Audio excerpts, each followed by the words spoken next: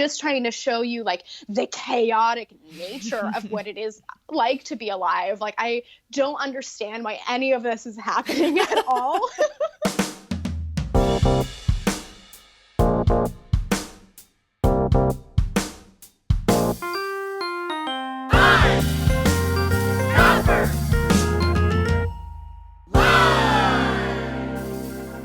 Hello, print friends, and welcome to the 21st episode of Pine Copper Lime, the internet's #1 printmaking podcast. I'm your host, Miranda Metcalf. I release an episode of the podcast every 2 weeks, and on the off weeks, I publish an article on the Pine Copper Lime website, which features images and maybe a bit more information about that artist I'm going to interview. For this episode of PCL, I am excited to announce that I am partnering with the fabulous Mesh Art Gallery of Chicago. Having worked in the art world myself for the past 10 years, I have seen the good, the bad, and the very, very ugly, and I am here to tell you that Mesh is one of the good ones.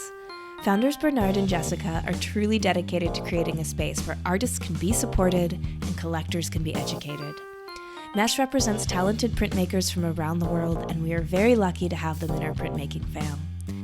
In addition to being an excellent resource to discover new contemporary printmakers to purchase and admire, Mesh also publishes articles about all aspects of the printmaking world, from exhibition reviews to a list of print shops throughout the US by state.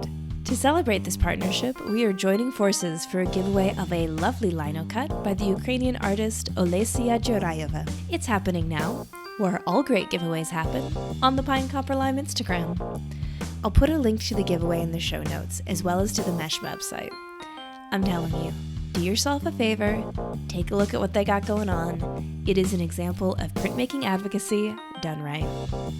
My guest this week is Elizabeth Jean Younce, lithographer, small business owner, and dog mom. Elizabeth Jean grew up in the wilds of New England, and the natural world, as well as the folklore we create from it, is still at the heart of her practice. Her images are filled with the honesty and brutality of animals, and she uses them to explore feelings of becoming overwhelmed by the chaos in which we live. In this episode, we get into her inheriting a printmaking studio in Los Angeles from a Parisian lithographer, her time spent printing at Tandem Press and Gemini, being your own print boss lady, and that eternal question, what's a nice girl like you doing making a print like this? So sit back, relax, and prepare to enter the world of Elizabeth Jean Younce. Hey Elizabeth Jean, how's it going? Hi, how are you? Good, good. How are things in sunny LA? Oh gosh, it's so beautiful and everything is blooming right now, getting ready for summer. I love it. I love it.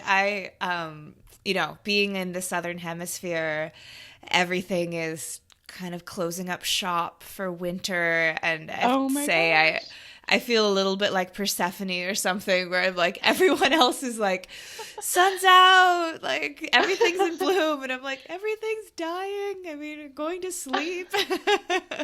But I'm glad. Southern California has some pretty magical weather for sure. It's worth the hype. Yeah, honestly, it's not somewhere I would have ever thought I would have ended up living, and I'm really, really loving it. It's way more beautiful and way more like there's so much more nature here than I would have ever expected in a huge city like Los Angeles.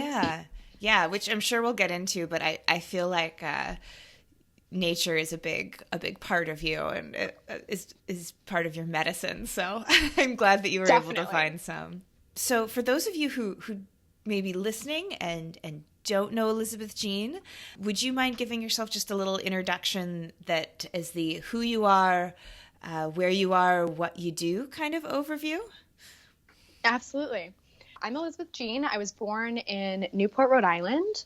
I attended the Savannah College of Art and Design for my BFA, SCAD, in Savannah, Georgia.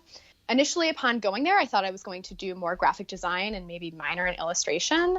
And I feel like it's that classic printmaker story where you take one class in printmaking and then you fall in love and you get completely dedicated and you get a brayer tattoo on your arm. And then you end up going straight from the Savannah College of Art and Design to grad school for printmaking. I got my MFA at the University of Wisconsin-Madison, where I worked at Tandem Press all 3 years. And then recently in August of 2018, moved with my husband to Los Angeles, where actually he's getting his MFA now currently here, and I'm working. Excellent. That's great. So where did you grow up? Were you originally from the East Coast before you went to school there? Yes. So I'm originally from Rhode Island. I'm from Newport, Rhode Island. And the kind of ironic thing now about living in Los Angeles, this has been like my fun fact of Rhode Island and Los Angeles lately, is that the state of Rhode Island is smaller than the city of Los Angeles. Oh my gosh. So you can drive across the state of Rhode Island in about an hour, and you can't even get across LA in an hour. But I'm definitely a true Northeasterner, and kind of my ideal state would be like running around, frolicking in the woods with a dog off leash in New England, surrounded by big trees, maybe that lead out to a rocky cliff ocean area. That's definitely my jam. I actually never left New England before I went to school in Georgia. Going to SCAD, going to college there actually was the first time I had ever been on a plane. Stop. Yeah. That's intense. And now I've like moved around all over the country and like slowly crept myself westward. Something that reminds me of is that, so I grew up in the Pacific Northwest, Seattle, Portland area. And what we're known for, of course, that way is our outdoorsy life and the mountains and the volcanoes and the ocean and, all of this sort of thing. And so I kind of grew up sort of with this idea that New England must just be a massive city, just must be sprawling. And it really wasn't until I went and visited in person. I actually visited a good friend who was living in Rhode Island at the time. And it was just country roads and little trucks and going to farmers markets to grab a lobster from someone who just pulled it out of the ocean. And it had this really sort of beautiful charm to it that I completely didn't expect. So I can definitely see what you mean about how like it's woodsy out there. And I had no idea. Yeah. Definitely. And I think that that's kind of, less so of like the coastal aspect of it, especially being from Newport, Rhode Island. Like I grew up on an island, on the island of Rhode Island. So literally surrounded by water. There's bridges to get back onto the mainland. It's not like completely secluded out there or anything, but it's like a big deal for my mom to cross the bridge. We call it like Rhode Island syndrome. She's like stuck there. There's no reason to leave, Yeah. So definitely like the woodsy aspect of New England, and like, it's like, I don't want to say colonial is like controversial, but like the colonial, like the quaint, like houses and like that type of style has definitely always inspired me. And like, there's all across New England, there's these low rolling stone walls that divided up all of the land, and definitely that landscape still inspires all of my work for sure. Yeah. And I think that you can see, your personal work. It's very much the natural world is I think always present in it, but it's such a very realistic portrayal of it. And I mean that in the sense of like, well, first of all, like you can draw, like you're a wonderful draftswoman. So it's realistic in that sense, but it also there's a brutality to it and an honesty to what nature sort of actually is that I feel like maybe could really only come from someone who grew up in it, so it's not just these pastoral landscapes of the pristine. You've got birth and death and blood and guts and genitals, and like that's what nature is, it is also that beautiful side, but in actuality it's brutal and beautiful at the same time, I think.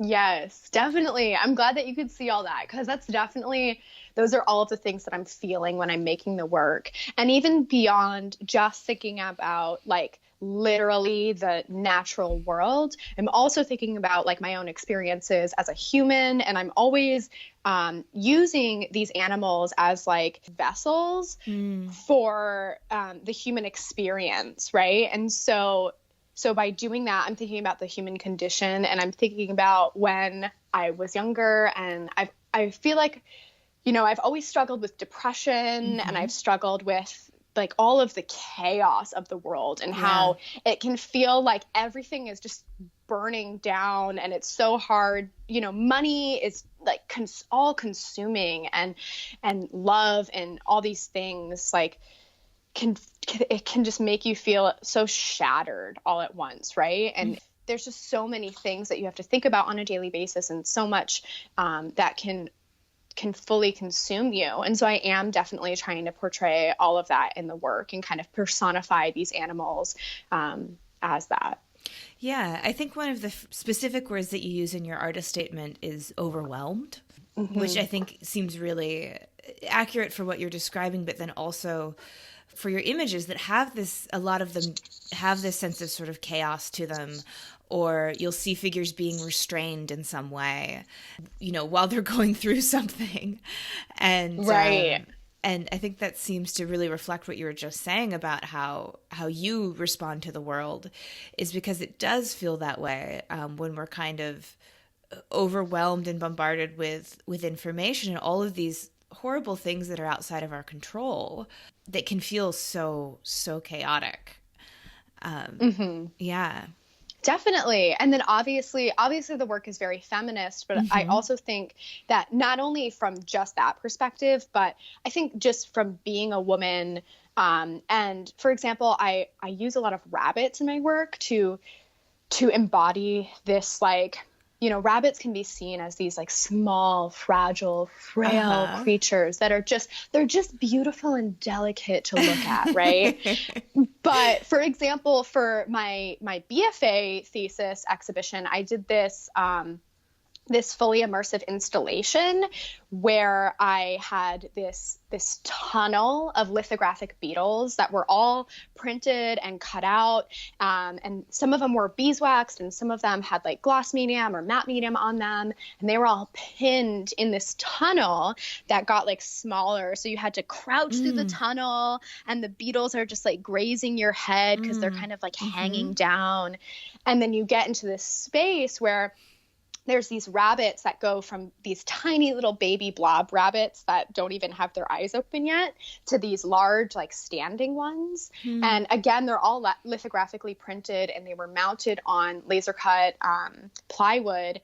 And as they're growing, they're also simultaneously evolving, and they're kind of growing these armadillo backings because, again, they don't want to be these frail creatures. They don't want to be so fragile. They want to like fight back, and they want to be strong, and they want to create this little army, right? So yeah, I think that's again, I guess, a big thing about being a female artist. And again, you and I had this sort of conversation just briefly between the two of us the other day, but this sort of thing of like, I walked into a studio the other day and I was meeting some people there, and there was a really nice gentleman, and then there was a gentleman who the first thing he said when he walked in was, "You look 19." And I just feel like,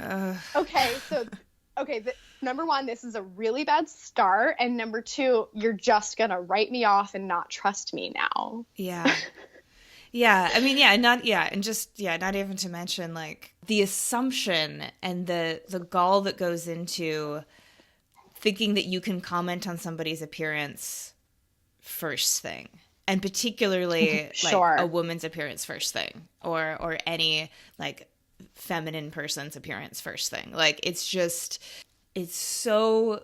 drives me crazy because it's affirming my worst fears or my worst instinct about other people, is that, you are just going to completely judge me on how I present and come with a huge baggage of assumptions about it. And right. Yeah. And just to get that like affirmed right before like an initial meeting is so frustrating. Yeah. And especially in such a professional setting like that, where it's like, hi, we are here to talk about printmaking in a printmaking studio. Like, we're not here to talk about my weight or size or age or like the fact that I am a woman. Like, these are things out of my control. Yes. And, and just really, particularly if you're talking about printmaking, just kind of in general, just not relevant, I mean, it doesn't, right. It shouldn't matter who is talking to you about the technical aspects of printmaking. Right. And I think that's one of the reasons why I guess I'm drawn towards like installation and this like fully immersive work, or like, for example, with my MFA thesis piece, that 3-foot by 11-foot 5-color lithograph, where it's just like, it's this like panoramic, fully immersive environment. And so I think it's just me kind of trying to fight back a little bit and give you a little fuck you, where I'm like, I'm tiny. I'm 5'3". I have no boobs. I'm a petite woman, but like, I'm going to show you this thing that like I can get shit done. Like I can do this. And not only, can I put in like the research, but I can put in like the physical labor and the time. And and I framed all of the work for my MFA thesis as well. And just et cetera, where it's like, I am going to do this and all of it and deliver. Yeah, I think that there's, and maybe it's already been written, but I would love to write or read of something that's well researched about sort of the psychological effects of scale in art and gender assumption. Because, if you remember when I chatted with Jenny Robinson a couple of weeks ago, one of the things that we talked about is that people think that her prints are done by a man. Oh my God. Very often, and she says it's probably because some of them are 5-6 feet in length.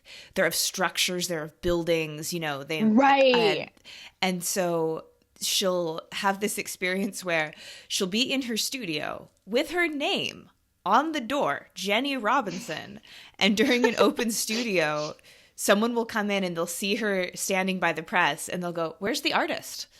Like. She's just the assistant printer. Yeah, she just must be the artist's wife who's, like keeping the shop while he goes and gets a whiskey. I don't know what people are assuming. But, and you know what? I can be a little defensive. And so for me, initially, I'm like, no, she's got to be like, no, I am the printer. But at the same time, it's like kind of our own little secretive haha at them, because it's like, wow, they wouldn't even have ever thought that we are capable of this, right? But Jenny can just stand there by the press and be like, yep, no, this is all my work. Yeah. And so, with your work, we kind of touched on a little bit, but again, it has like elements of deconstructed bodies and nudity and labia and birth and death and all these sorts of things. And again, we talked about this a little bit before, but I wonder if maybe you'd want to speak to that phenomenon of the "what's a nice girl like you making work like this" kind of thing. Sure. I don't know. And for me, it's so funny. Like I've definitely gotten that a few times, even from people who I really respect, and I know that they are just joking, but it just hits you in a strange way. But I don't know. I guess for me, I know that it's a bit vulgar and a bit grotesque, but I guess I'm not seeing it or reading it or thinking about it in that same way, where I'm not. I think a lot of people, and this is going to sound very like I'm putting people in a box, which I don't like to do, but specifically it's usually like cis men who read the work in a very literal way. Where they think that I'm talking specifically about birth or like the experience of being a woman. Like they think it's only about your uterus. And it's really not about that almost at all. It's more of a metaphorical statement about life itself. And that's why, again, like you're saying, there's like life and birth and death, and like everything is happening simultaneously, right, totally. because it's just trying to show you like the chaotic nature of what it is like to be alive. Like, I don't understand why any of this is happening at all, ever, and that's why, for example, in the 3-foot by 11-foot piece from my bestiary MFA thesis exhibition, for example, in the 5 panels, I spent a lot of time researching Bosch's Garden of Earthly Delights. Yeah, like literally, obviously you can see it in the piece itself, but literally like character by character. I found this amazing resource online that's like this long like slideshow basically that literally breaks it down character by character. And one of the things that really I got fixated on was this idea of dualities. And obviously the work is about symbolism.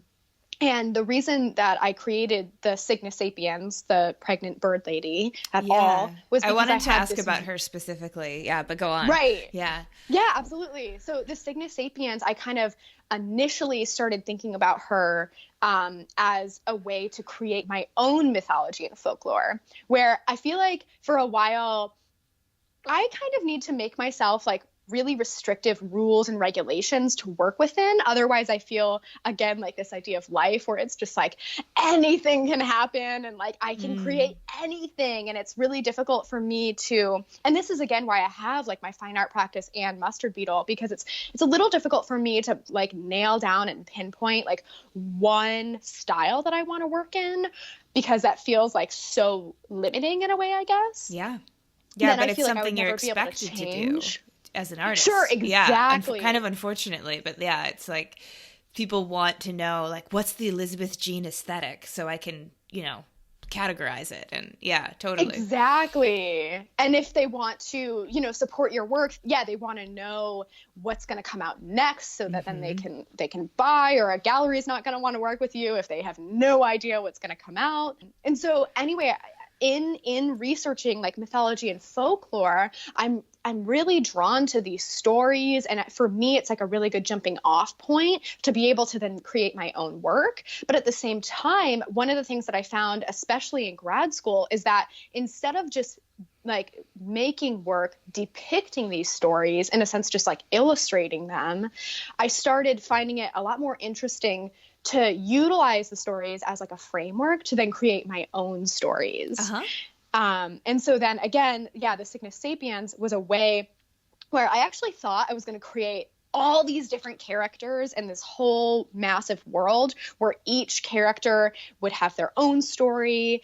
But essentially, I just got really fixated on this one character because to me, she just embodies everything. And so I started making these iterations of prints of her, like depicting different scenarios. And then that's why for my MFA thesis, then I created this whole landscape in which she lived, and all these different things are happening simultaneously. So and you're saying it's the Cygnus sapien? Is that what she's called? Yeah. So the Cygnus sapiens means it translates to the wise swan. So that's her scientific name. And I hadn't named her. So I focused on work regarding the Cygnus sapiens actually for the last, I guess now 4 years, but all throughout graduate school. So graduate school, like the funny thing about it is that even if you know or think you know exactly what you want to do when you're leaving undergrad, and for me, again, I went straight from undergrad to graduate school. And so I had this like momentum going in undergrad where I was like, I just want to keep doing this. Right. And again, I said I had done that like paper installation where there was like the laser cut mounted prints and like the tunnel with the beetles and everything. And so that happened right as I was leaving undergrad and going to graduate school. And so I thought that I was going to do a lot of like paper sculpture, paper installation and things like that. But again, I ended up just like kind of, I guess, discovering this character and then just really running with it and trying to like push the idea as far as I possibly could. And I think another thing that really influenced this character was the idea that right when we moved to Madison, Wisconsin for my MFA thesis, I guess it was that November we noticed our 3-year-old German Shepherd was starting to develop a lump on his side. Mm-hmm. And right when we saw it, like it was this tiny little thing, right when we saw it, we brought him to the vet immediately because we're crazy, anal, like overbearing dog parents. Helicopter dog parents. Yeah, precisely. And, you know, the vets performed 3 biopsies on it. Everything came back that it was just fatty tissue. A lot of people who do know me know that we ended up raising about $2,000 through a Kickstarter to get the tumor removed, because although they said it was just fatty tissue, it did keep growing. And so we thought it would be safe to remove just in case. And then once we had the money from the Kickstarter, or I guess it was a GoFundMe, we went to do a CT scan in preparation to do the surgery to remove this tumor. And once they got imaging of it, they realized that it was way bigger on the inside than it had looked on the outside, and that it had already spread to his lungs. And they literally told us that he probably had up to 2 months to live at that point. How devastating.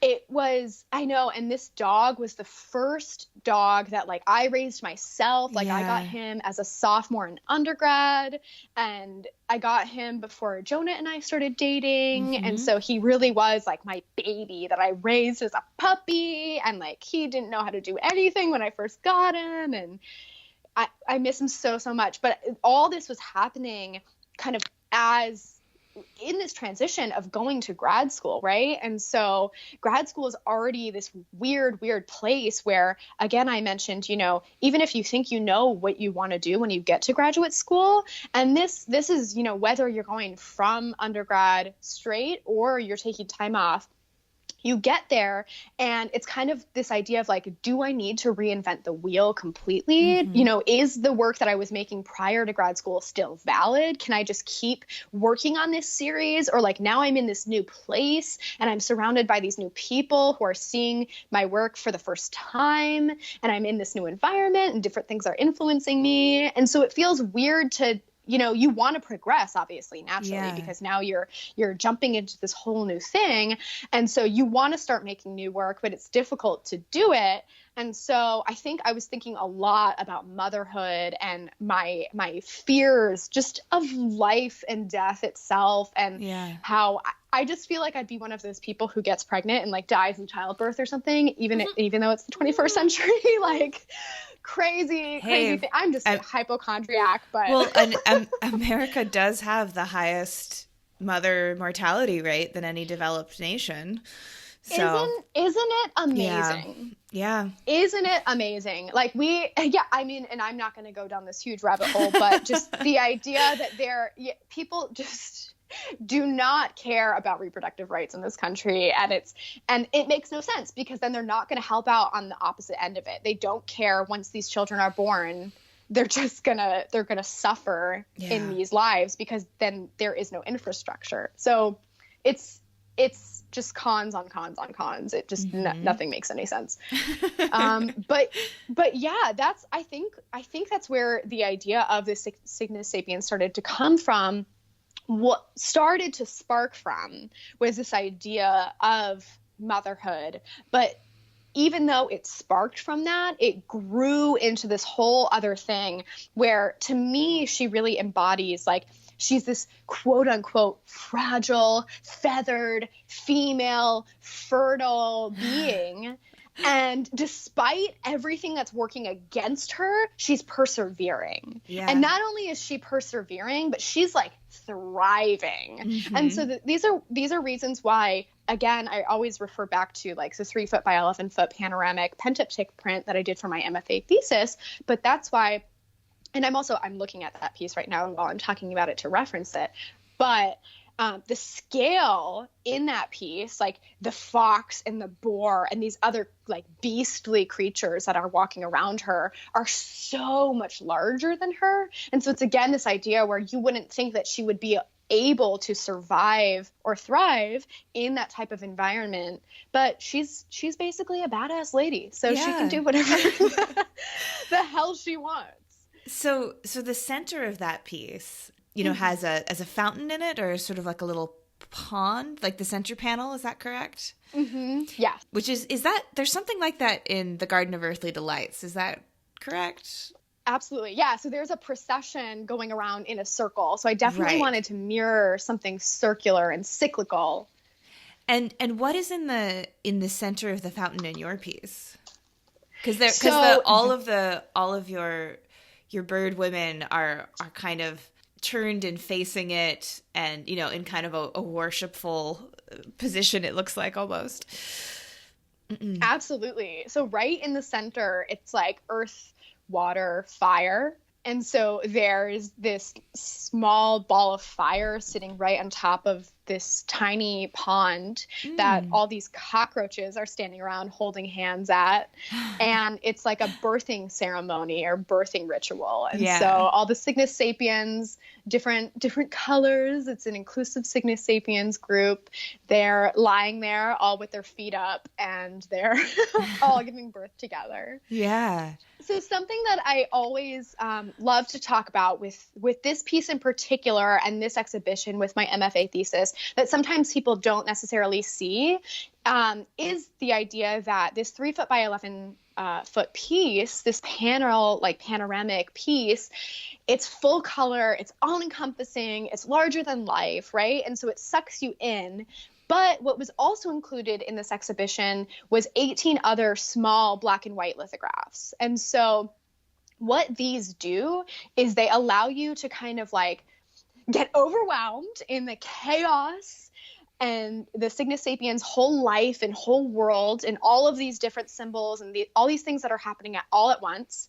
And then you can take a moment, take a step back, and you can really kind of like dig into these symbols as these individuals, right? And so that's why they're all just black and white. They're framed all in antique found frames that I collected over time. I did all the framing myself. I got myself a regular square and rectangular mat cutter, but I also got myself a circular mat cutter. Yeah. And so they allow you to breathe and kind of dissect and deconstruct each individual symbol. So for example, we can talk about, like, I just had a client order one of these prints today, so it's right on the top of my head, but the exhilaration is the breeze print. It's a 12 by 12 lithograph, and it's the honey hive with the death's head hawk moths flying around it. Yeah. And so you can see the honey hive in the first panel and in the fourth panel where there's a death's head hawk moth right next to it. And so one of the interesting things that I didn't know, actually, I consider myself an amateur entomologist. So I've been collecting and pinning and stretching moths since, I guess, sophomore year of undergrad. I was actually working with an entomologist, someone who had studied entomology, and he trained me to learn to pin moths. And so I have like a vast collection of moths and cicadas and beetles and all these other things in my house. But one thing I didn't know about death's head hawk moths is that they are, right, they're black and yellow. They look like a big bee. And so actually at night they sneak into the honey hive and they will steal the honey. Mm-hmm. And because moths are like so fluffy, and their scales and their fur will kind of absorb the scent of the honey hive. And so that's why the bees don't even realize that there's an intruder.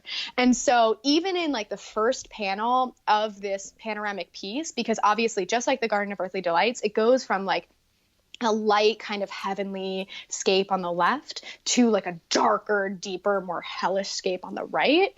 And so even in this lighter, more heavenly, quote unquote, scape, there's still a little bit of thievery and darkness hidden within. And so again, that's why we see that in the first panel. And then you see the exhilaration is the breeze, like its own black and white piece highlighted by itself.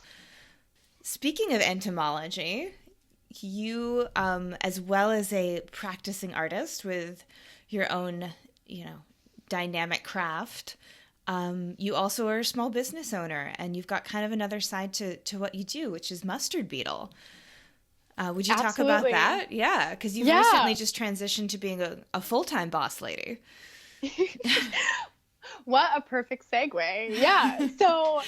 So again, because, I work part-time now as a lab technician at a university here in Los Angeles.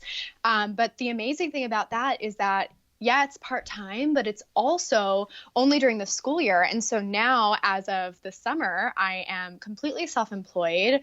And this has been something I've been working towards. Mustard Beetle was actually started in 2015 as I graduated SCAD.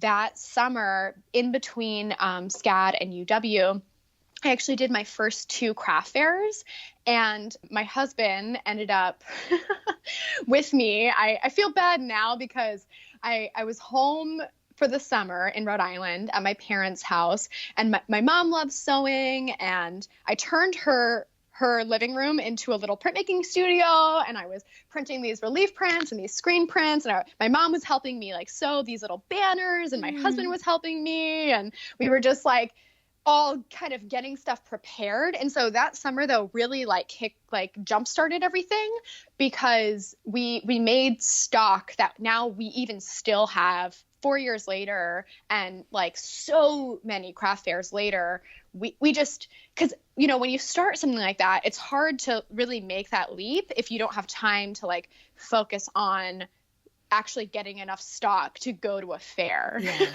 Yes. And I guess that's the great thing about printmaking too, is that you're doing things that are editioned. And so, for example, all of the prints for Mustard Beetle are specifically editioned at 100 so that I can bring them to a couple different fairs and not feel like I'm like constantly selling out or something. Mm-hmm. Yeah. And so, yeah, it's a very different business model than something like my fine art, like 10 color lithos that are editions of 20 if you're lucky. It's like, that's a big addition for that much for me. And so Mustard Beetle primarily now, everything is kind of happening at the same time.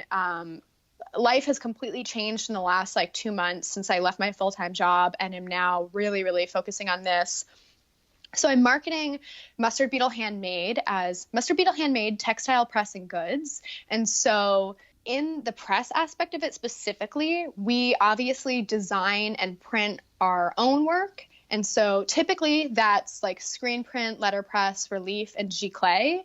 But through that, because I have equipment, I'm also offering printing services for other people through the press. Yeah. And so obviously I'm offering G.E.L printing services that I've been really trying to market, especially lately. But now that my bandanas, like for the textiles, for example, have been selling really, really well, everyone's been contacting me to print their bandanas now. So that's been like a whole thing. All of a sudden, because I work in a home studio, we are very fortunate to have found this like rent-controlled little bungalow in Los Angeles. Yeah. And it's about 600 square feet. It's technically a 1-bedroom. It's like a little house though. And so we have a kitchen, a bedroom, and then this very small room that we made the living room because the couch, coffee table, and TV fit perfectly in it. And then there's a 200 square foot room. So literally it's a third of the apartment, and that's my home studio. In it, we have the 24-inch wide format printer. We have an etching press, and we have a CMP pilot tabletop letterpress as well. And then I do all the screen printing like right on the table. And so things have been turned upside down kind of lately. There's like t-shirts over here that need to be printed. There's more bandanas that need to be printed and go out. Before this conversation, I ran to the post office and finally got a lot of stuff out the door, which is really exciting. But yeah, meeting new people and new clients, and getting like connected with people here in Los Angeles because they know that I can print for them, which is really exciting. So I think it's been a good gateway to kind of just like burst kind of in the art world, I guess, here. Yeah, definitely. And it's interesting. I feel like that distinction between sort of fine art practice and, because it's, you wouldn't say that Mustard Beetle isn't art, like in any way. No. But it's, right. I think it's really, really business savvy of you to kind of understand that you have two sides of your practice and there's sort of two markets for it. That person who wants to buy that 10 color lithograph is probably going to be a different person who wants to buy a bandana. You know, it's just like, and that's not to say that like one is a higher up on the hierarchy than the other. It's just a different audience, different price point, Exactly. different collector. And to separate them, I think, is a really good solution to, I think, one of the issues that artists sometimes have where they do feel like they get boxed in. And for me too, I mean, it's really, really liberating because with my fine art, because it really is all about like existentialism and like this metaphorical like weight of like fertility and perseverance and everything and chaos. It's like that really is like the blood, sweat, and tears. Like I really put everything into that work. And so it's draining to make conceptually, but it's also draining to make obviously technically. Yes. Yeah. Lithographs are not, and this is why most people don't do lithography once they leave school, because obviously, number one, lack of facilities, but you know, it's very strenuous. But that's why I love it, because once I finish one and I'm happy with it, I really feel like I've fought a battle and beaten this battle, right? Yeah. But that's why having both is really good for me, because I can't always be doing that or I'd be exhausted and drained, and I'd also be making no money, because although the prints are priced at a higher price point, they're obviously selling more slowly than something like greeting cards that are $5 or or $20 G.E.L prints, you know, stuff like that. And so it's a lot. It's just a nice balance for me to be able to make that work. That's my real like passion work. But then I can also just draw something that's pretty and feel confident that it's like designed well, it's composed well, and that it's going to make people smile. It's going to make people happy. And it's, you know, going to these craft fairs and stuff, it's a super thrill. Although it is like a little bit more commercial, it's so much fun. You're constantly meeting people. You're talking about the work. You're typically talking to people who don't know something about printmaking, and you get to describe the printmaking process to them, which is really exciting. I've been able to like market workshops that I'm teaching and stuff that way. And I have been able also to like start sneaking. There are some prints that do kind of fall right in between, I would say, like Elizabeth Jean and Mustard Beetle. So they're like lithographs, but they're not vulgar. They're just like scientific illustration or something. So they fall right in there. So it's like I can really market them either way. So that's kind of like the most exciting point for me. Like I have a couple lithographs that I do have in the craft booth, and then people are like, what are these? Oh, why is it the edition size less? Like everything else is editioned at 100. These are editioned at 30. You know, why are they more expensive even though they're only black? Yeah. And then I can describe to you like, okay, so you take this Bavarian limestone and nitric acid, and they're like, what? they're like, are you did you just start speaking another language? Yeah. Like, yeah. They're like, screen printing, I was kind of with you on that, but this, I don't know what you're talking about. So yeah, it's exciting and it's liberating, and it also allows me to make more work faster, to like work smarter, not necessarily harder, even though obviously I'm like working literally from the moment I wake up until the moment I go to bed, pretty much every day. Cheers. Yeah. It's what I love, obviously. But yeah, it's a really good balance that I love. And lately, unfortunately, I haven't been making a ton of lithography work. And that's primarily because since I just recently, like 2.5 months ago, left my full-time job and am now really trying to push Mustard Beetle. You know, we've done consignment, we've sold in stores, but we haven't really gotten like a whole wholesale platform going. And so we're currently working on that. I'm working on getting everything actually off of Etsy finally onto its own online store, and all this sort of stuff. So it's just really kind of taking shape and really starting to become the small business that I want it to. Ideally, the thing that I've always dreamt about is like one day having a location where we can have a little storefront and we can sell prints. And then in the back, there's like a whole printmaking studio where I can make the work, both the Mustard Beetle work and my own fine art.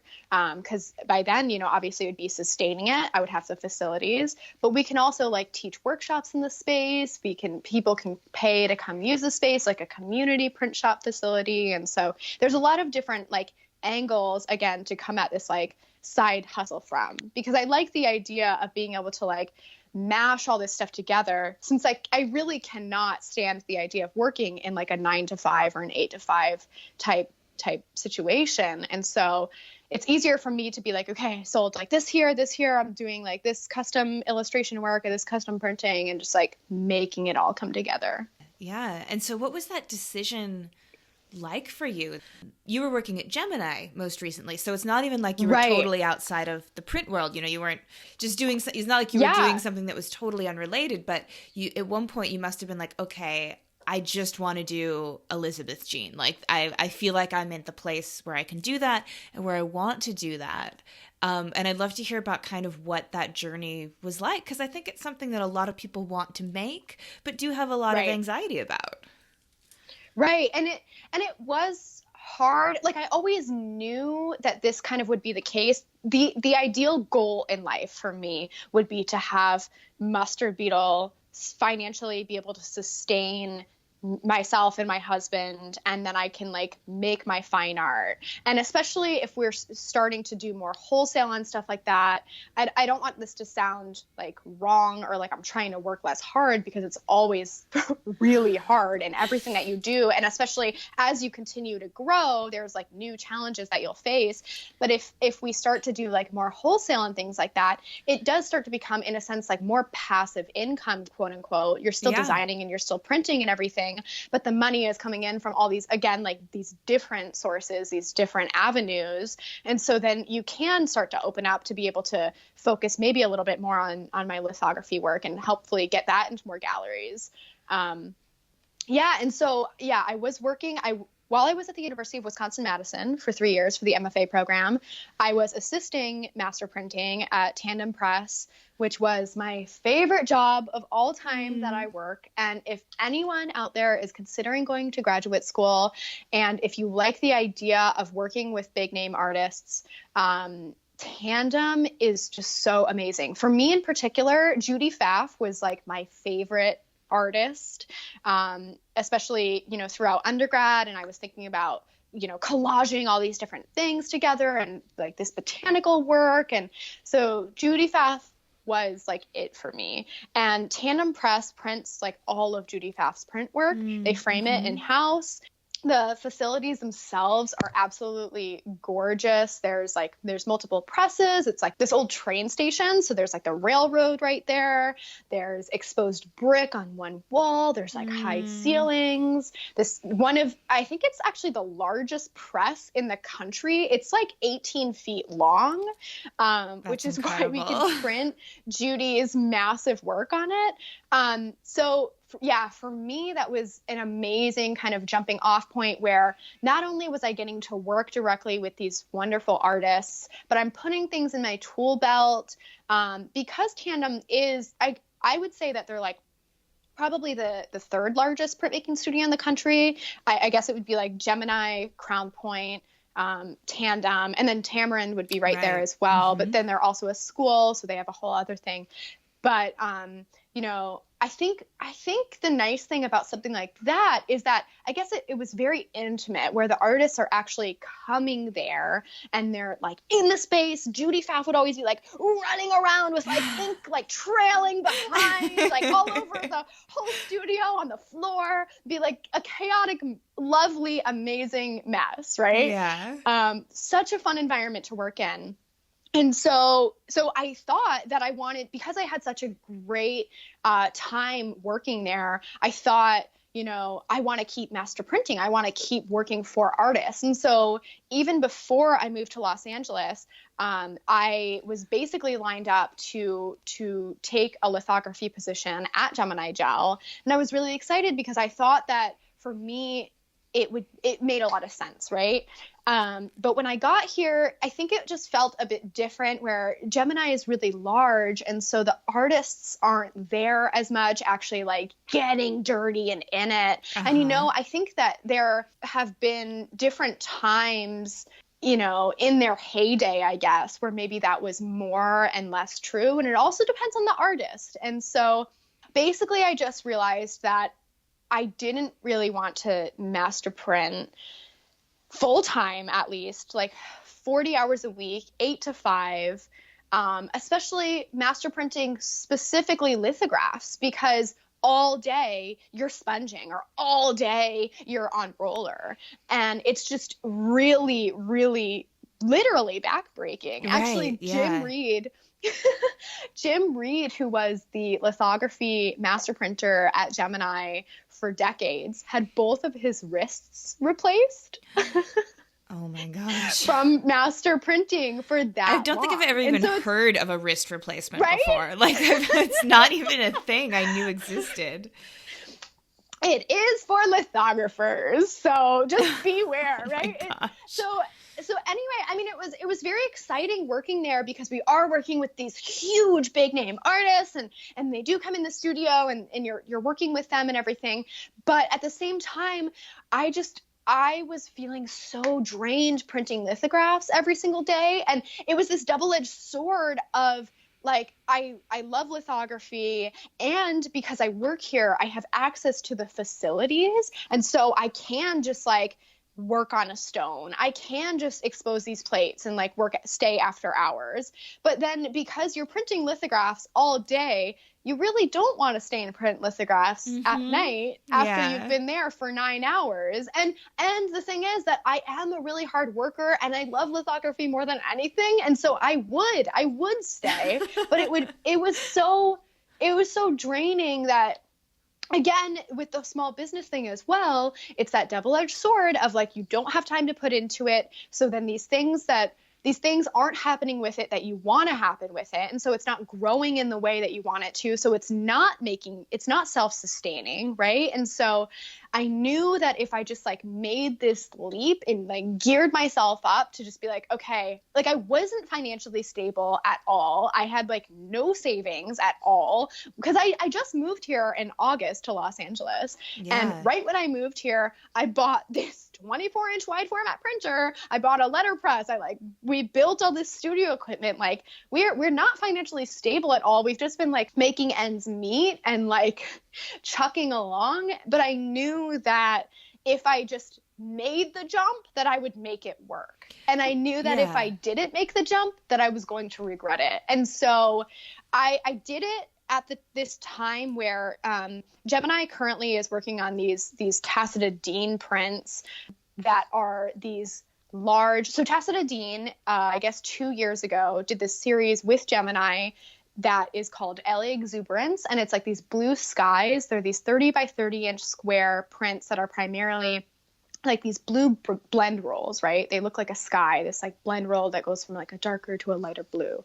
And they have these little, like, clouds and stuff in them. And so now what they're working on is this mirroring series that's all these sunsets called LA Magic Hour. And so it perfectly mirrors the other series, where it's a series of 15 prints that are 30 by 30 that have these blend rolls. And each one is up to, like, this is going to sound like not very many, but they're like 4 layers each maybe.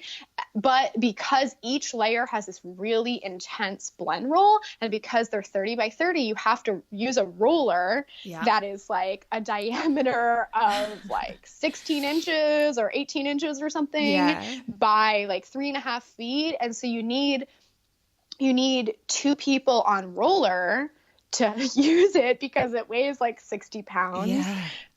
So it was a very, very extraneous process.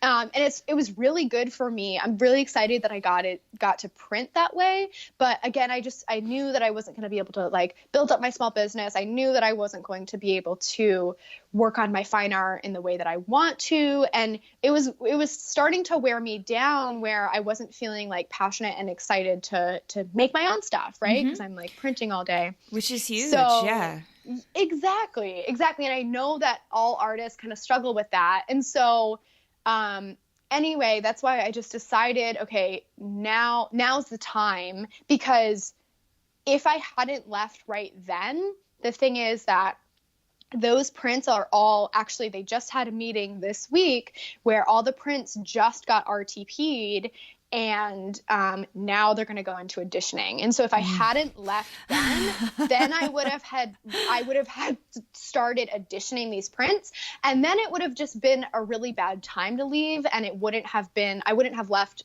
in a friendly manner like I did.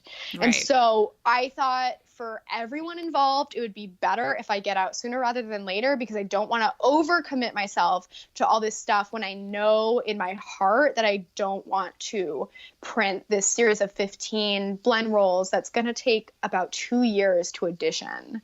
Yeah. That's super smart. And it kind of sounds like a lot of it was just like, it wasn't sort of feeding you in the way that you needed it to, and you were already working so much. It's just like, if you can pivot that energy into something that's yours, like now is the time to do it. So do it.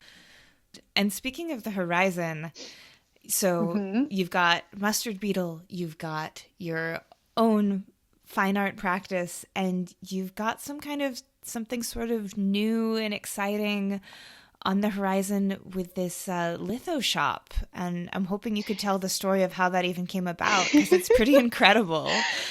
Oh my gosh. Okay. Yeah, my life completely changed in the last 2.5 months. And so after making that leap to leave Gemini, really focus on Mustard Beetle, have this part-time job that's 20 hours a week, just 9 months out of the year at a university, now I'm also teaching workshops at Josephine Press in Santa Monica, and I got connected with the Los Angeles Printmaking Society, Mary Sherwood, who's conducting all of the exhibitions for the Los Angeles Printmaking Society, and John Greco, who runs Josephine Press.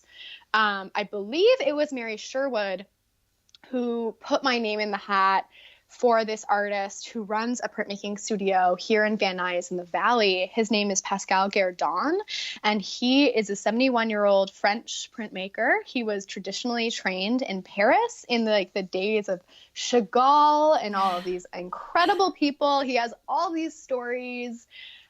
He's talking about smoking cigarettes in the printmaking studio. So stereotypically French.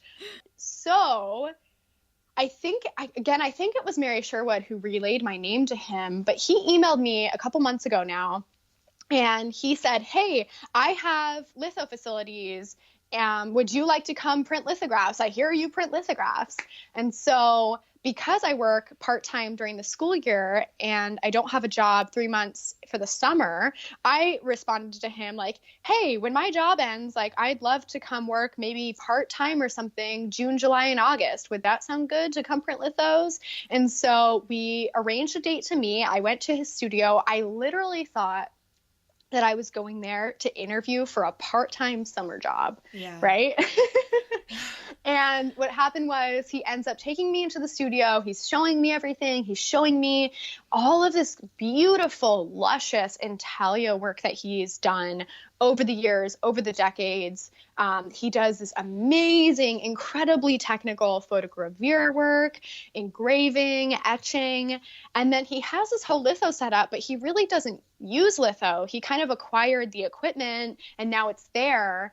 But he has some clients who want to print litho works because he is a sole proprietor. He's never hired anyone before, but he works contract based. He doesn't work like a Gemini or a Tandem or something like that, where they're actually publishers and they're publishing the work. So if you are out there and you just want an edition of lithos printed or etchings printed, you can contact Pascal and hire him to print them, right? Contract based. Yeah. And so anyway, he's showing me the whole studio, all his prints. I'm falling in love with this old Frenchman, and it's it seems like an amazing place, an amazing opportunity.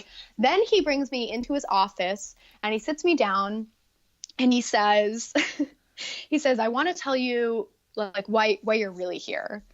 And so he tells me that he's sick and he's dying, and he really wants to pass this on to someone. Mm-hmm. He wants to give this print shop to someone so that printmaking can continue to grow and evolve and flourish in Southern California. Yeah. And so I know.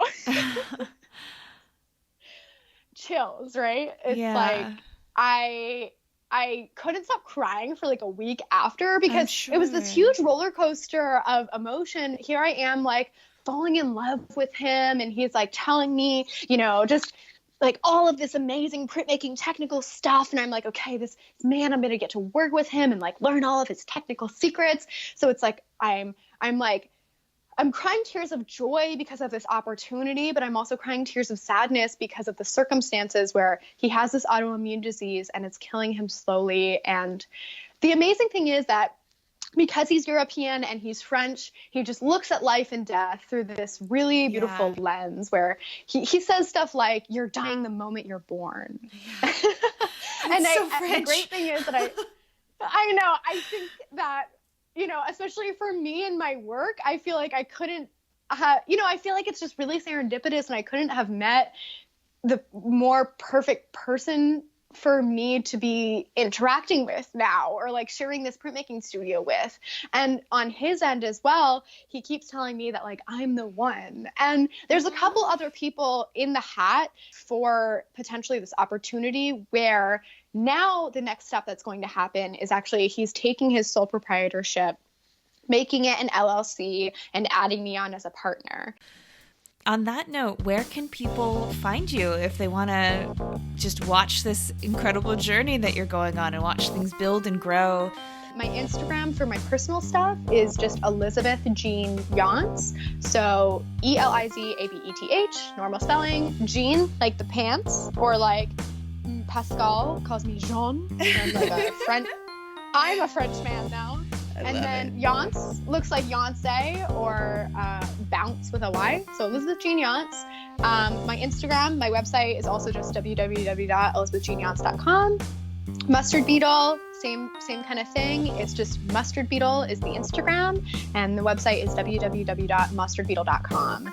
On both of those, they're kind of linked to each other in a sense as well. Like if you go on elizabethjeanyounce.com, you can see illustration work, which will then link you to Mustard Beetle. There are, again, two separate websites, two separate online stores, two separate Instagrams. Mm-hmm. Oh, are you there?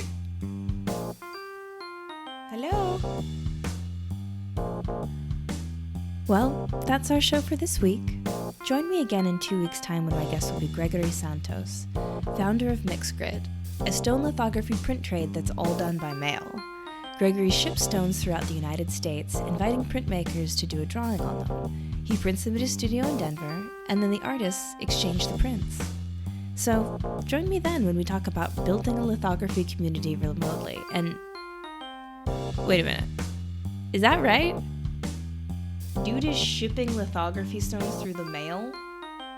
I'll see you in 2 weeks.